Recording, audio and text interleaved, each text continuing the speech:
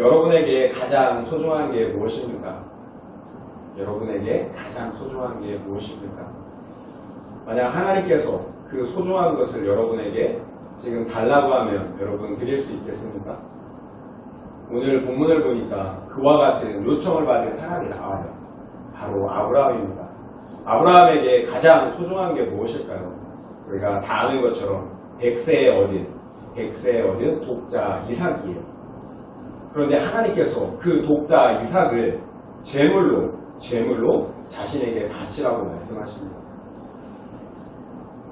이해할 수 없는 그런 명령이에요. 그렇다면 과연 아브라함은 이런 하나님의 명령에 어떻게 반응했을까요? 그리고 또 하나님께서는 왜 이와 같은 명령을 하시는 걸까요? 그와 같은 관점을 가지고 함께 말씀을 살펴보면서 피차 은혜를 나누면 좋겠습니다. 2절을 함께 읽겠습니다. 2절입니다.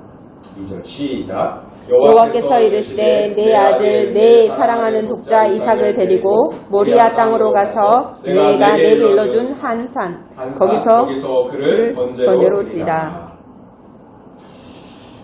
정말 힘든 명령을 지금 아브라함에게 말씀하고 계세요. 내 아들, 내 사랑하는 독자 이삭을 내가 내게 일러준 산에서 번제로 드리라고 하세요. 번제가 뭐예요? 번제는 완전히 태워서 하나님께 제물을 올려드리는 거예요. 태워서 제물을 올려드리는 이 번제를 그 자기 생명보다 더 소중한 그 이삭을 이렇게 번제로 올려드리라고 말씀하고 계시는 거예요. 하나님의 성품을 생각할 때 도저히 이해할 수 없는 그런 명령이에요. 또 이해되지 않는 것이 있어요. 무엇보다 하나님은 그 아들 이삭을 통해서 약속하신 언약을 이루신다라고 분명하게 말씀하셨다는 거예요. 그렇다면 하나님께서 큰 착각을 하셨던지 아니면 하나님은 결코 좋은 하나님이 아니신 거예요. 만약 하나님께서 여러분에게 이런 명령을 하셨다면 여러분은 어떻게 하시겠어요?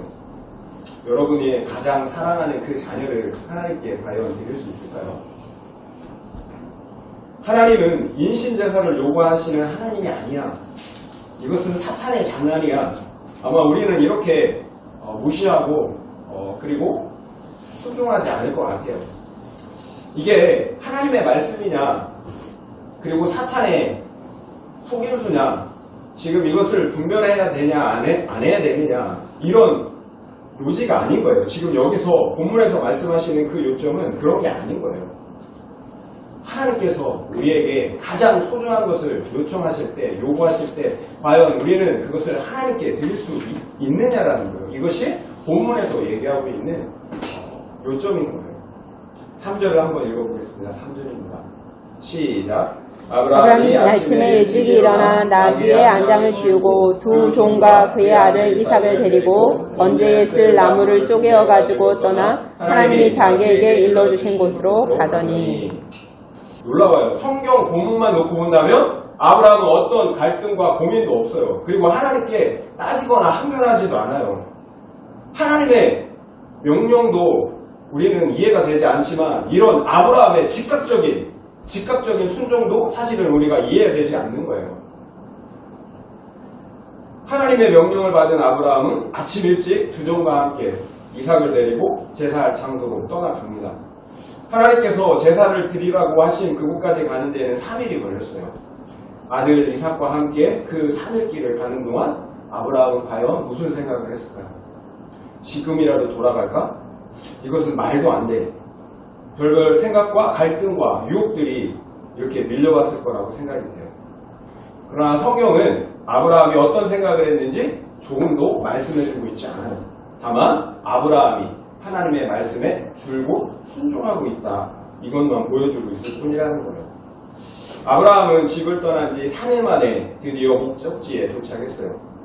아브라함은 멀리서 번제드릴 산을 바라봐요. 그곳에서 아브라함은 지금까지 줄곧 동행했던 두 종에게 기다리라고 이렇게 지시해요. 그리고 아브라함과 자신의 아들 이삭 단둘이만 함께 산에 올라가서 제사를 드리고 돌아오겠다라고 이렇게 얘기를 합니다. 아브라함은 오직 이삭과만 함께 이렇게 번제할 산으로 올라갑니다. 이삭에게는 번제할 나무를 짊어지게 하고요. 그리고 아브라함은 양손에 한 손에는 칼, 한 손에는 불을 들고 이렇게 이삭과 함께 번제할 산으로 올라갑니다. 그런데 산을 올라가는데 아들 이삭이 이렇게 물어봐요. 아버지 다 있는데 번제할 양은 어디 있는 거죠? 내 생명보다 귀한 독자를 이제 곧 제물로 드려야 해요. 그런데 아들이 물어요. 아버지, 번제할 양 어디 있어요? 그때 아버지 아브라함은 대체 뭐라고 얘기해야 할까요? 그때 아브라함의 심정은 과연 어땠을까요? 아브라함이 어떻게 대답했는지 8절 말씀을 함께 읽겠습니다. 8절입니다. 시작. 아브라함이 이르되 내 아들아 번제할 어린 양은 하나님이 자기를 위하여 친히 준비하시리라 하고 두 사람이 함께 나아가서 아들 이삭아 걱정하지 말아라. 하나님께서 번제할 양은 자기 자신을 위해서 친히 준비하실 거야. 이 말을 할 때 아브라함의 심정은 과연 어땠을까? 잘 모르겠어요. 솔직히 아브라함이 어떤 심정으로 이런 대답을 했는지, 정말 믿음을 가지고 이런 대답을 했는지, 그 마음 안에 정말 심한 고통과 갈등 가운데 이 말을 했는지 잘 모르겠어요. 그럼에도 분명한 것은 그와 같은 상황에서도 아브라함은 지속적으로 순종했다는 것입니다. 이런 고통 중에도 아브라함은 묵묵히 이삭과 함께 그 산을 향해서 올라가는 거예요. 그리고 마침내 하나님께서 말씀하신 그 번제할 그 산 위에 올라갔어요. 그리고 묵묵히 아브라함은 자기 일을 해요. 나무로 제단을 쌓고요. 그리고 나무로 그 제단 위에 올려놔요. 그리고 이삭을 꽁꽁 묶어서 그 나무 위에, 번제할 나무 위에 이렇게 올려놓습니다. 그리고 아브라함은 한 손에 칼을 들고 이렇게 이삭을 향해서 내리치려고 하는 거예요. 이제 내리치기만 하면 이제 모든 것이 끝나는 거예요. 그 순간 내리치려는 순간 하늘에서 소리가 들려요. 급박한 소리가 들려요. 아브라함아, 아브라함아 이런 소리가 들리는 거예요. 주여 제가 여기 있습니다. 아브라함이 이렇게 대답해요. 그러자 하나님께서 아브라함에게 다시 대답하세요. 12절입니다. 12절 함께 읽겠습니다. 12절 시작. 사자가 이르시되 그 아이에게 내 손을 대지 말라. 그에게 아무 일도 하지 말라. 내가 내 아들 내 독자까지도 내게 아끼지 아니하였으니 내가 이제야 내가 하나님을 경외하는 줄을 아노라. 아멘.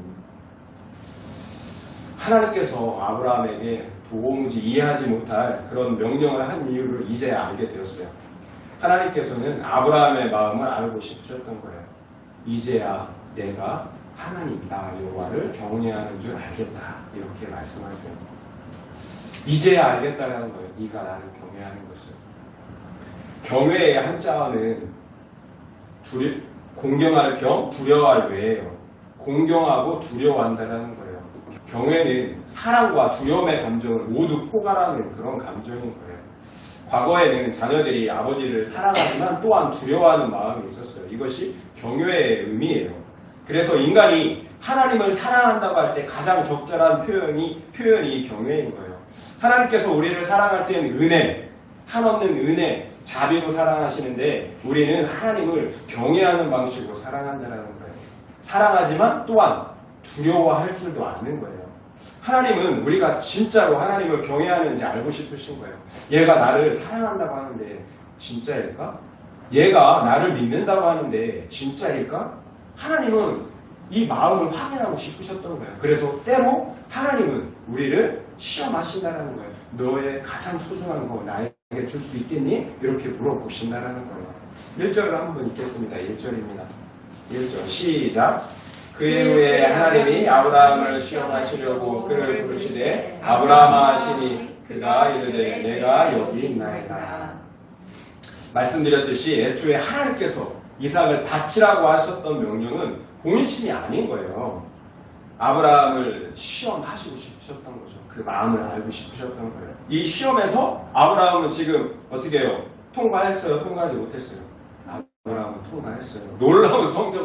놀라운 성적으로 통과를 했어요. 아브라함은 사랑하는 독자 아들 이삭을 드렸어요. 이것보다 하나님을 사랑한다는 더 확실한 증거가 어디 있겠어요? 하나님은 우리를 사랑하세요. 하나님께서 우리를 사랑하세요. 하나님께서 우리를 사랑하시는 그 증거가 무엇일까요? 그렇죠. 하나님께서 사랑하신 아들 예수 그리스도까지 우리를 위해서 주셨어요. 희생하셨다는 거예요. 만약 하나님께서 우리에게 말로만 사랑한다 사랑한다 했으면 우리는 하나님의 사랑을 믿지 못할 거예요. 그런데 하나님께서 자기 자신보다 더 귀한 독자 아들을 우리를 위해 십자가에서 주셨다고요. 그래서 우리는 그 하나님의 사랑을 의심하지 않고 믿을 수가 있는 거예요. 마찬가지예요. 우리가 하나님을 사랑한다면 우리의 사랑 역시 희생을 통해서 증명될 수 있어야 된다는 거예요. 과거 하나님은 아브라함이 믿을 때 그 믿음을 의로 여겨주신다라고 말씀하셨어요. 그렇다면 아브라함의 그 믿음이 이제 진짜 믿음으로 하나님이 의롭다라고 여겨주셨던 그 믿음이 이제 진짜 믿음으로 증명이 된 거예요. 하나님께 대한 아브라함의 믿음과 사랑이 독자 이삭을 드리는 구체적인 희생에서 이제 증명이 되었다는 거예요.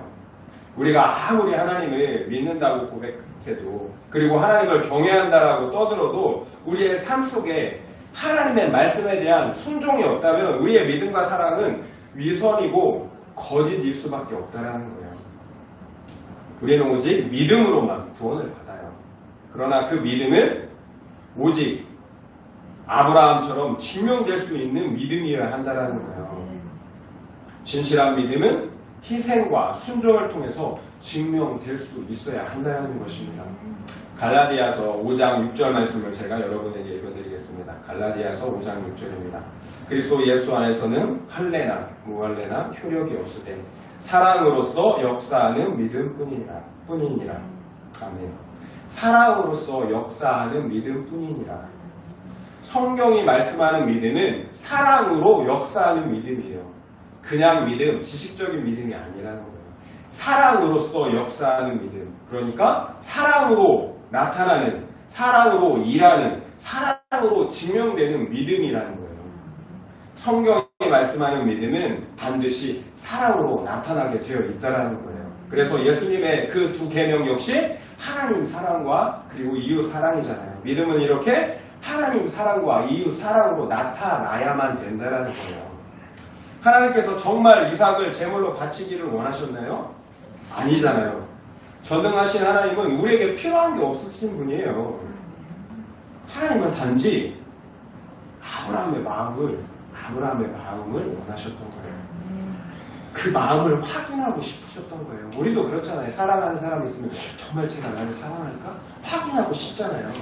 하나님은 확인하고 싶으셨던 거예요. 그리고 하나님은 그 마음 확인하시고 너무 기쁘셨어요. 너무 행복했어요. 그래서 야 이제 네가 나를 경외하는 줄 이제 알겠구나. 이렇게 감탄하시는 거예요. 이렇게 우리가 헌신할 증명하는 믿음을 통해서 하나님의 마음을 기쁘게 해드릴 수 있다는 거예요. 저는 부모가 아이들에게 과자를 사주잖아요. 그리고 과자 하나만 달라고 하잖아요. 하나만 줘 이렇게 하면 부모가 사준 건데 애들이 안 줘요. 그것을 보면 아빠 마음, 엄마 마음이 많이 섭섭하겠다 이런 생각을 해요. 그런데 그 아무것도 아닌데 이렇게 주면 또 과자 먹어서 기쁜 게 아니잖아요. 얘가 나를 이렇게 생각하는구나 하면서 또 기쁜 거예요.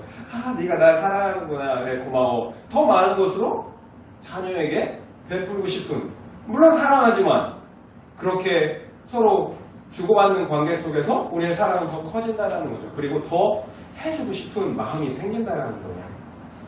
저는 하나님께서 우리에게 원하는 것이 재물이나 능력이 아니라 우리의 이 작디 작은 그 마음이라는 것이 참 감사해요.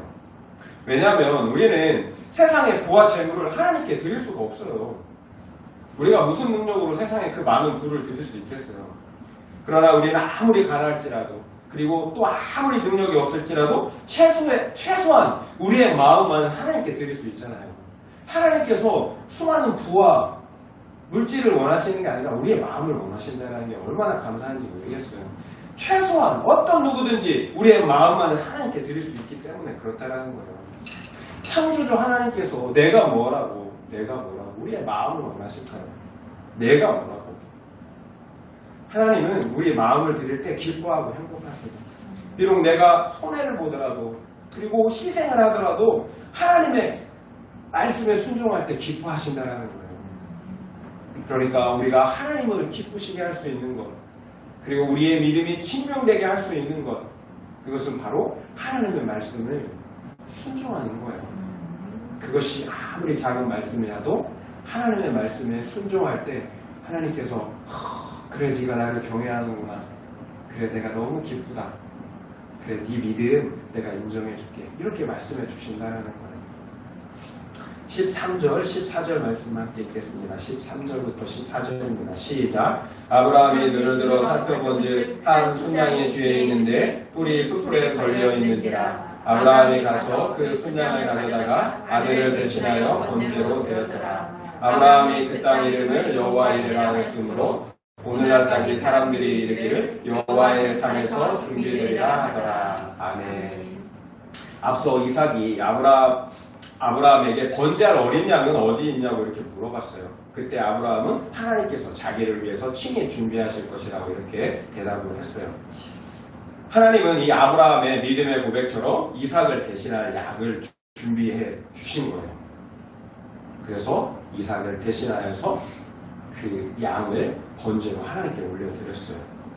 그리고 아브라함은 그 땅 이름을 여호와 이레라고 이렇게 명명해요. 여호와 이레는 여호와께서 준비하신다라는 그런 의미예요. 여호와께서 준비하신다. 여호와께서 제사할 어린 양을 준비해 주셨다라는 거예요. 아브라함이 볼 때.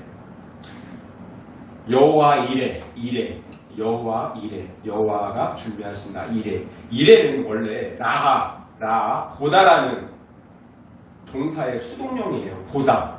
그러니까 여호와가 보다. 얘 수동형이니까 뭐예요? 여호와께서 보여지다라는 거예요.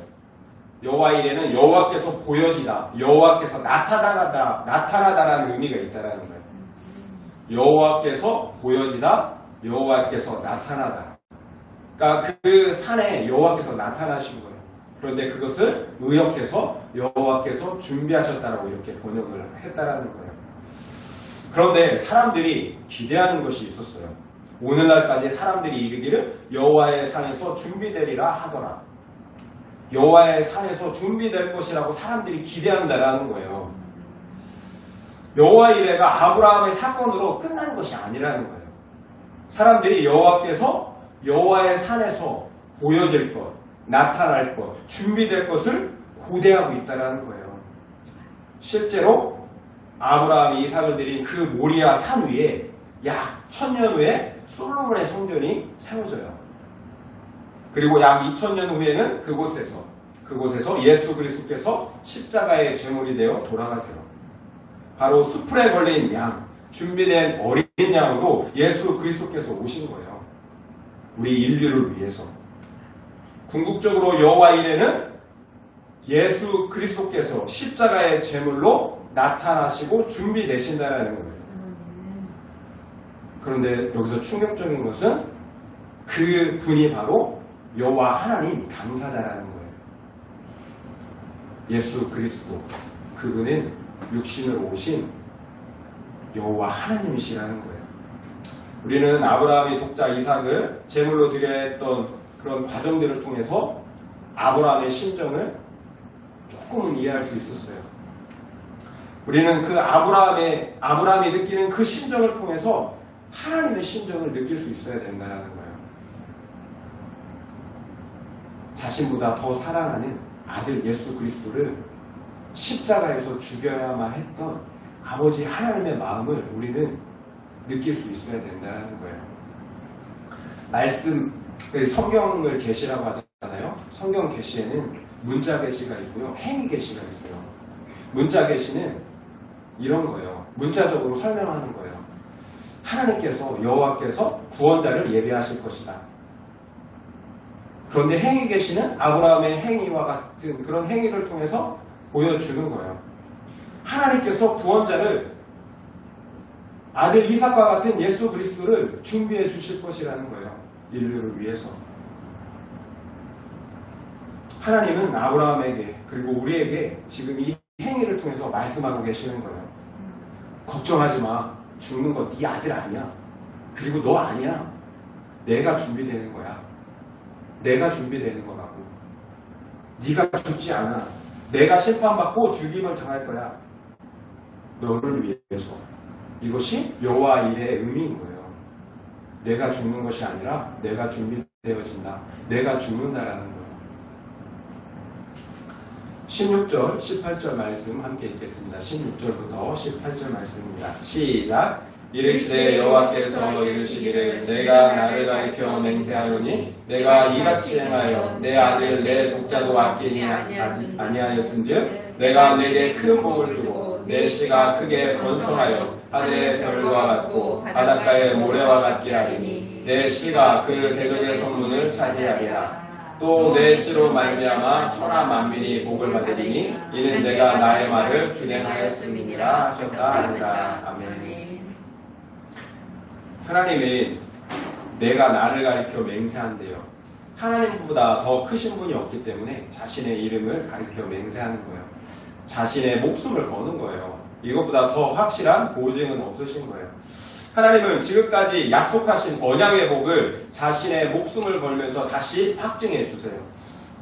그런데 이번 언약이 과거 이전의 언약들과 확연히 다른 차이점들이 두 가지 있어요. 첫 번째는 과거에는 아무 이유와 조건도 없이 언약의 복을 약속하셨다는 거예요. 그런데 이번에는 내 순종의 행위 때문에 복을 주시겠다는 거예요. 결국 아들을 바치라는 그 말씀에 순종했기 때문에 내가 언약의 복을 주시겠다는 거예요. 이처럼 하나님의 구원의 복은 무조건적이에요. 그런데 동시에 조건적이라는 거예요. 참 우리의 머리로는 이해할 수가 없어요. 하나님의 구원의 복, 은혜의 복은 무조건적이에요. 하나님의 은혜예요. 그런데 조건적이라는 거예요. 구원은 전능하신 하나님께서 전적으로 주권적으로 주도적으로 이루어가시기 때문에 그래서 무조건적인 거예요. 그러나 동시에 구원은 그 사람의 믿음의 순종을 요구하세요. 그렇기 때문에 조건적이라는 거예요. 참 이해하기가 힘들어요. 무조건 안에 조건이 들어있는 거예요. 그래서 그럼에도 구원은 전적으로 은혜예요. 왜냐하면 그 조건적인 믿음조차도 하나님께서 주실 때만 가질 수 있기 때문이에요. 무조건성 안에 조건성이 들어있다는 거예요. 그 믿음을 조건으로 내세우고 그 믿음을 우리가 가질 수 있도록 은혜를 베풀어 주신다는 거예요. 그래서 무조건적인 동시에 조건적이라고 말씀을 드리는 거예요. 에베소서 2장 8절 말씀을 여러분에게 읽어드리겠습니다. 너희가 그 은혜로 말미암아 구원을 얻었나니 이것이 너희에게서 나는 것이 아니요 하나님의 선물이라. 믿음은 하나님의 선물이에요. 하나님께서 주실 때만 가질 수 있기 때문이에요. 그래서 구원은 전적인 은혜인 거예요. 여러분 아닌 것 같아요? 그러면 한번 아브라함의 그런 믿음을 통해서 한번 살펴보기를 바랍니다. 우리가 다 아는 것처럼 아브라함이 얼마나 많은 실패를 했습니까? 75세에 부르심을 받은 아브라함은 죽는 것이 두려웠어요. 그래서 애굽 왕 바로에게 자기 약속의 통로인 아내를 빼앗기게 돼요. 또 85세에는 약속의 말씀을 믿지 못해 종 하갈을 통해 이스마엘을 낳기도 해요. 그리고 99세의 아브라함은 그 수랑 아비멜렉에게 또 한 차례 아내를 빼앗기는 그런 어처구니 없는 실수를 하고 말았어요. 이랬던 아브라함이 지금 어떻게 변했나요? 지금 자신의 목숨보다 더 소중한 아들을 주저없이 내어주고 있다는 거예요. 아브라함은 하나님과 근 40년 이상을 동행했어요. 그 시간 동안 아브라함은 앞서 말씀드린 것처럼 수많은 실패와 실수로 넘어졌어요. 그러나 동시에 그때마다 말도 안 되는 하나님의 그 신실하신 구원을 경험했다는 거예요. 이처럼 아브라함은 하나님과 인격적인 동행을 통해서 지금의 믿음을 갖게 되었다는 것입니다. 곧 하나님께서 그와 같은 믿음을 가질 수 있도록 참고 인내하시고 훈련하셨다는 거예요. 만약 아브라함이 실수하고 실패할 때 하나님께서 아브라함을 포기하셨다면 어떻게 됐을까요? 기다리시지 않았다면 어떻게 됐을까요? 아브라함은 결코 이런 기회조차 갖지 못했을 거예요. 결코 오늘처럼 독자 이상을 드리는 믿음의 순종을 하지 못했을 것이라는 거예요. 아들을 바칠 수 있는 절대적인 신뢰와 믿음은 어떤 기적적인 한 번의 사건을 통해서 주어지지 않는다는 거예요. 오히려 하나님과 꾸준히 동행하는 인격적인 삶과 훈련을 통해서만 가질 수 있다는 것입니다. 결국 하나님께서 아브라함이 구원의 믿음을 가질 수 있도록 참고 기다려 주셨다는 거예요. 그래서 구원은 하나님의 전적인 은혜인 거예요. 그 믿음조차도 하나님께서 선물로 주셔야 가질 수 있기 때문이라는 거예요. 물론 신약에서도 마찬가지예요. 성령으로 우리의 속사람을 거듭나게 하시지 않으면, 믿음을 그래서 선물로 주시지 않으면 우리는 믿음을 가질 수가 없다는 거예요. 그렇다면 아브라함이 하나님의 은혜로 가졌던 그 믿음은 어떤 믿음일까요? 히브리서 11장 17절에서 19절 말씀을 보니까 아브라함이 가진 믿음이 나와요. 거기에 하나님께서 능히 이삭을 죽은 자 가운데서 다시 살리실 줄 생각했다라고 이렇게 이야기하고 있어요. 왜냐하면 하나님께서 약속하신 언약의 자손은 반드시 이삭으로부터 와야 했기 때문에 그렇다는 거예요. 이렇게 아브라함이 가진 믿음은 말씀에 근거한 부활의 믿음이었던 거예요. 부활의 믿음을 가지고 있었기 때문에 그 아들, 생명보다 귀한 아들 이삭을 하나님께 번제로 드릴 수가 있었던 거예요. 이런 부활의 믿음만이 우리의 가장 소중한 것을 드릴 수 있고요. 그리고 죽음조차 뛰어넘는 순종을 가능하게 한다는 거예요. 비록 육신이 죽을지라도 부활이 있기 때문이에요. 더 좋은 영원한 삶이 있기 때문에 그렇게 할 수 있다는 거예요. 이 땅에서의 최악의 상황은 뭐예요? 바로 죽음이에요. 그래도 괜찮아요. 부활의 신앙이 있으면. 죽으면 천국인 거예요. 부활의 신앙은. 이 믿음만이 세상을 이길 수 있는 거예요. 또한 불리하고 손해를 보는 상황 중에도 하나님의 말씀에 순종할 수가 있다는 거예요. 부활의 신앙이 있기 때문에. 제 이야기를 잠깐 드리려고 하는데요. 과거에도 잠깐 나눴던 것 같은데요. 제가 세상에서 방황했던 적이 있어요. 세상에서 방황하다가 하나님께 다시 돌아갈 때 세상에서 술 먹고 방탕한 생활을 할 때는 악한 영들이 저를 내버려 두더라고요. 그런데 제가 다시 하나님께 나아가려고 하자 날마다 영적인 존재들이 찾아왔어요. 귀신들이 꼭 한 번씩은 찾아와서 저를 괴롭혔어요. 한 번은 제가 침대에 누워있는데 귀신이 그 검은 물체가 제 목을 와서 막 조르더라고요. 근데 목을 조르는데 제가 옛날에 들었던 것은 예수의 이름으로 물리치면 이 귀신들이 떠나간다는 거예요. 그래서 예수의 이름으로 떠나가라 이렇게 하려고 했는데 목을 조르니까 아무 말을 못 하겠는 거예요. 점점 제가 그 상황에서 벗어나려고 하면 할수록 더 목을 세게 조여오는 거예요. 발부둥 쳤죠. 살려고. 근데 어느 순간 이런 생각이 들더라고요. 그래, 죽자. 죽으면 더 좋잖아. 고생하지 않고 영원한 천국에 갈 수 있잖아. 이런 생각이 싹 밀려드는 거예요. 그러니까 갑자기 평안이 싹 밀려오면서 모든 게 사라지는 거예요. 귀신도 사라지고 저도 사라지고 침대도 사라져요. 그리고 정말 제가 어떻게 형용할 수 없는 기쁨 가운데, 밝은 빛 가운데 제가 빛만 보이는 거예요. 그리고 그저 평안한 거예요. 그런데 그때 이런 생각이 드는 거예요. 아, 이렇게 내가 천국에 가는구나. 이게 천국이구나. 이런 생각이 드는 거예요. 그러면서 한 3초 정도, 2, 3초 정도 그게 지속이 됐어요. 그리고 눈을 떴어요. 그랬더니 귀신도 사라지고 다 사라졌어요. 침대 위에 있는 저를 보게 되었어요. 그때 깨달은 게 있어요. 아, 지금 죽어도 천국에 가는구나. 지금 죽어도 천국에 가는구나. 내가 비록 세상에서 방탕하게 살고 하나님께 아무것도 선한 것을 보여드리지 않았어도 그냥 내가 예수를 믿는다는 그 공로 때문에 내가 천국에 가는구나.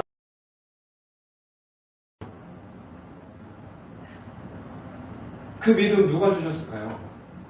제가 가질 수 있는 게 아닌 거죠. 결정적인 순간에 이렇게 하나님께서 우리의 마음과 우리의 믿음을 붙들어 주신다는 거예요.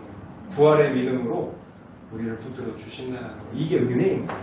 이 부활의 믿음만이 세상을 이길 수가 있어요. 이 부활의 믿음만이 나의 가장 큰 소중한 것, 목숨까지도 하나님께 드릴 수 있다는 것입니다. 하나님께서는 아브라함을 시험하시기 위해 이삭을 번제로 드리라고 명령하셨어요. 그렇다면 우리는 이 시험의 의미를 좀 더 깊게 살펴볼 필요가 있다는 거예요. 성경에서 시험으로 번역된 단어는 그 시험의 목적에 따라서 두 가지 의미로 나눌 수가 있어요. 첫 번째, 그 시험은 temptation이에요. temptation, 유혹이에요. 시험은 그 목적 자체가 달라요. 넘어뜨리고 죽이려는 거예요. 사탄이 하는 시험인 거예요. 두 번째는 시험 중에 테스트 시험이 있어요. 테스트 시험은 temptation과 정반대예요.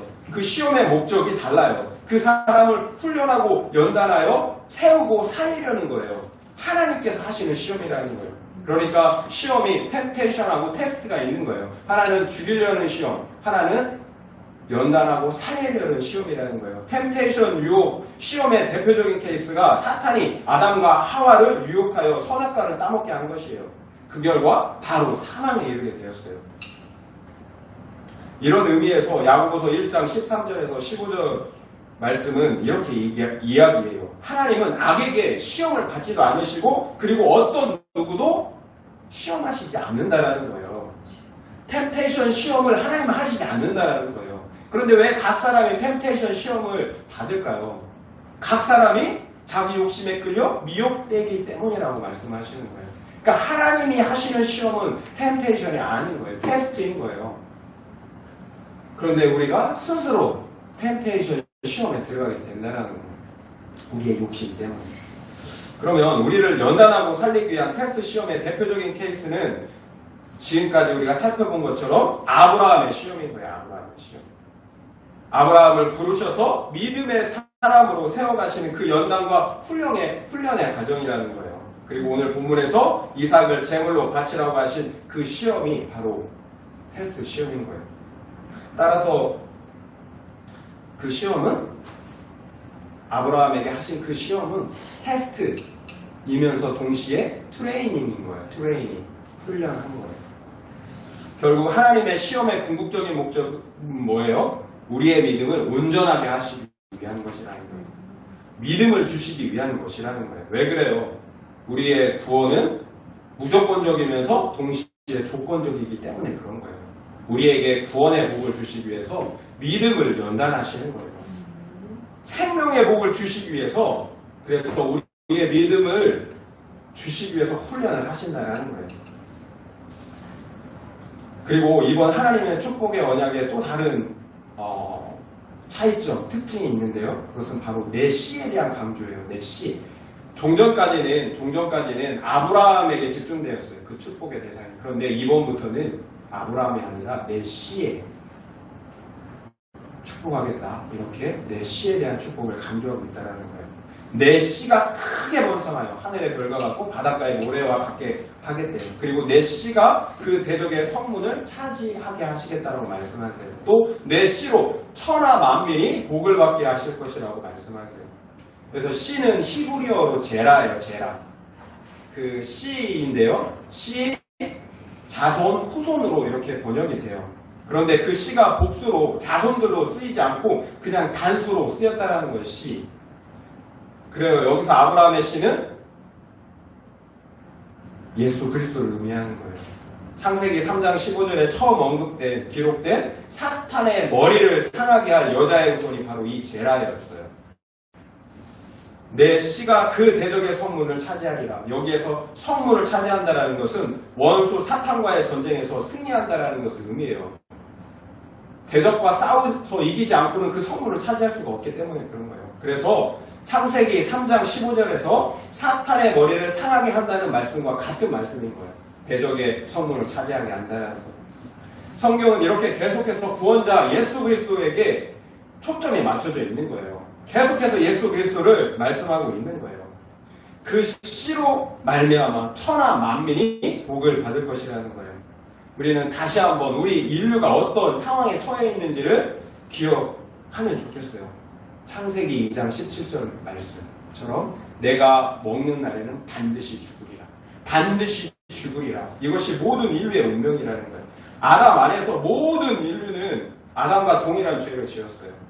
그러므로 동일하게 반드시 죽으리라는 그 말씀의 저주 아래 놓여지게 되었다는 것. 이것이 인류의 운명인 거예요. 이것을 생각하지 않고 성경을 볼 수가 없는 거예요. 그런데 그 씨로 말미암아 천하 만민이 복을 받을 것이라고 말씀하고 계시는 거예요. 그러니까 그 문제, 반드시 죽으리라는 인류의 문제가 그 씨로 말미암아 해결될 것이라는 거예요. 죄사함을 받아 생명의 복을 받게 될 것이다 라는 것이 축복의 요지라는 거예요. 다시 한번 하나님께서 아브라함을 시험하신 이유와 목적이 분명해지는 거예요. 아브라함을 죽이기 위함이 아니었다라는 거예요. 오히려 아브라함에게 생명과 복을 주시기 위함이었다라는 거예요. 또한 예수 그리스도를 통하여 천하 만민이 복을 받는, 구원을 받는 은혜를 베푸시기 위해서 이와 같은 테스트를 하셨다라는 거예요. 여기에서 우리는 하나님이 어떤 분이라는 것을 배울 수가 있어야 되는 거예요. 우리가 하나님을 다 이해할 수가 없어요. 때로는 이해할 수 없는 명령을 하세요. 그럼에도 그 하나님이 절대적으로 좋으신 하나님, 그리고 절대적으로 옳으신 하나님이라는 것을 우리는 여기에서 알 수 있어야 된다는 거예요. 좋으신 하나님, 여러분 인정하실 수 있겠어요? 여러분 손에서 사탕을 뺏어가고 과자를 뺏어가는 그 엄마 아빠, 좋으신 엄마 아빠로 인정하실 수 있다면 이 하나님, 좋으신 하나님으로 인정할 수 있다는 거예요. 제가 가끔 아내와 함께 그 CBS에 새롭게 하셔서 이렇게 프로그램을 가끔 봐요. 지난 금요일에도 아내와 함께 새롭게 하소서를 보는데 거기 보니까 하준파파라는 이름으로 유튜브를 운영하는 그런 사람이 나오더라고요. 하준파파라는 유명한 유튜버가 있나봐요. 이분 이야기를 제가 잠깐 하려고 해요. 이분이 20대 젊은 나이에 결혼해서 필리핀에서 신혼 살림을 시작했다고 해요. 그런데 이분이 오랫동안 생각했던 것보다 오랫동안 취업이 안 돼서 되게 빈곤한 생활을 했어야 했었다고 합니다. 가지고 있던 전 재산 500만 원이 다 떨어진 거예요. 그러니까 돈이 없으니까 햄버거 하나를 사서 반으로 나눠서 아침에 반 나눈 거를 아내와 함께 먹고 저녁에 반 나눈 것을 아내와 함께 먹는 이런 빈곤한 생활을 오랫동안 한 거예요. 그런 빈곤한 생활을 오래 하다가 취업이 되었어요. 돈이 없어서 그래서 가부를 요청했대요. 180만 원. 그런데 가부를 해줬다는 거예요. 그래서 180만 원을 봉투에 담아서 집에 돌아왔대요. 그리고 여느 때처럼 평소처럼 하나님께 이렇게 기도를 했다고 합니다. 근데 기도를 하는데 이런 소리가 들려오더래요. 첫 열매다. 이런 음성이 들려오더래요. 갈등이 되겠어요? 안 되겠어요? 갈등이 되죠. 지금 계속해서 굶고 있는데 이런 말씀을 딱 하시는 거예요. 그래서 불신자였던 아내에게 물어봤다고 해요. 하나님께서 첫 열매다라고 하신다. 왜냐면 내 집 아내가 반대하면 그 핑계로 하나님께 드리지 않을 수 있겠다 이렇게 생각한 거예요. 그런데 이 불신자였던 아내가 왜 그런 생각을 했는지 모르겠지만 그럼 드려야지라고 했다는 거예요. 기독적인 마음이 있었겠죠. 이렇게 드리면 하나님께서 축복하겠다. 그래서 부부는 수요 예배에 갔대요. 그 월급 봉투를 가지고. 그런데 형제는 예배를 끝나기까지 그 돈을 드릴 수가 없었다라는 거예요. 갈등이 돼서 생각해보세요. 또 한 달을 굶어야 되는 거예요. 나 굶는 거는 그래도 견딜 수 있을지 모르겠지만 불신자 아내가 함께 굶는다라는 게 도저히 자기는 허용이 안 됐었던 거죠. 그래서 그 돈봉투를 꼭 붙잡고 갈등을 한 거예요. 이렇게 나중에 보니까 그 봉투가 쭈글쭈글해졌다라는 거예요. 얼마나 갈등을 했는지. 그런데 예배가 끝나기까지 앉아있는데도 이걸 드리지 못하는 거예요. 그런데 그런 생각이 들더래요. 지금 이거 내가 하지 못하면 캬고 앉아있겠구나. 그래서 마지막에는 그 돈봉투를 강대상에다 이렇게 집어 던졌대요. 그리고 이렇게 돌아서 나왔대요. 그때 교회에서 이렇게 나오는데 하나님께서 이렇게 말씀하시더래요. 마음속에. 하나님께서 내가 나에게 보여준 헌신, 내가 결코 잊지 않을게. 내가 나에게 보여준 헌신, 내가 결코 잊지 않을게. 이렇게 말씀하시다라는 거예요. 그래서 너무 기뻤대요. 이 형제 어떻게 됐을까? 그 한 달 동안 자신이 살면서 평생 그렇게 잘 먹은 적이 없다라는 거예요. 한평생 살면서 그 한 달처럼 잘 먹은 적은 없다라는 거예요.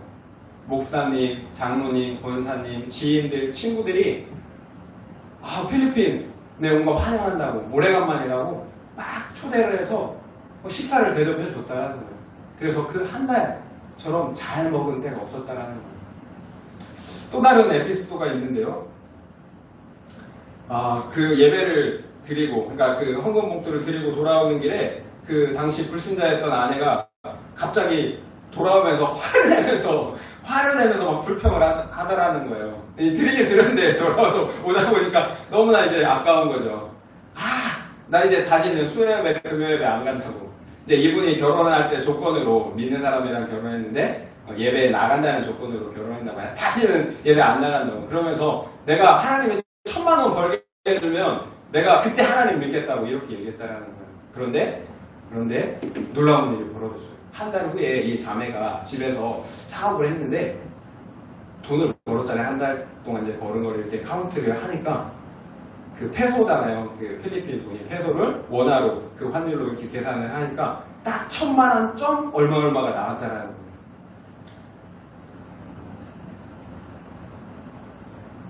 하나님께서 우리에게 가장 소중한 것을 요구하실 때 우리의 손목을 이렇게 비틀어갖고 그것을 원하셔서 비틀어서 뺏으시는 건 아니죠. 아브라함에게서 보았듯이 하나님 무엇을 원하셨나요? 아브라함의 마음을 원하셨잖아요. 하나님은 그 마음을 받으신 거죠. 하나님께서 우리에게 원하시는 것은 눈에 보이는 어떤 물질이 아니라는 거예요. 네가 정말 나를 경외하느냐, 이것을 하나님은 확인하고 싶으시다는 거예요. 하나님께서 우리에게 소중한 것을 원하신다면 그것은 우리를 힘들게 하거나 죽이시려는 의도가 아니라는 거예요. 오히려 우리가 계속 살펴본 것처럼 하나님께서는 우리에게 복을 주시길 원하신다는 거예요. 이것이 궁극적으로 우리에게 시험하시는 목적이라는 거예요. 복을 주시기 위해서. 시험을 통해서 우리의 믿음을 연단시키세요. 예수 그리스도를 소유할 수 있는, 하나님께서 복을 주실 수 있는 그 믿음을 갖게 하시기 위한 것이라는 거예요. 시험이 없다면 어떻게 우리의 믿음을 증명할 수가 있겠어요? 시험이 없다면 어떻게 우리의 믿음을 확인할 수가 있겠어요? 시험이 없다면 어떻게 우리에게 하나님께서 축복을 하실 수가 있겠어요? 말씀드린 것처럼 하나님의 구원은 무조건적이에요. 그러나 동시에 조건적이라는 거예요. 이 형제에 관한 이야기를 하나 더 하려고 합니다. 이분에게는 2명의 아들이 있었대요. 4살짜리랑 그리고 이제 더 어린 아이겠죠. 그런데 그 2명의 아들 중에 둘째 아들이 갑자기 심장마비로 죽은 거예요. 이게 얼마 되지 않아요. 이게 얼마 전 이야기예요.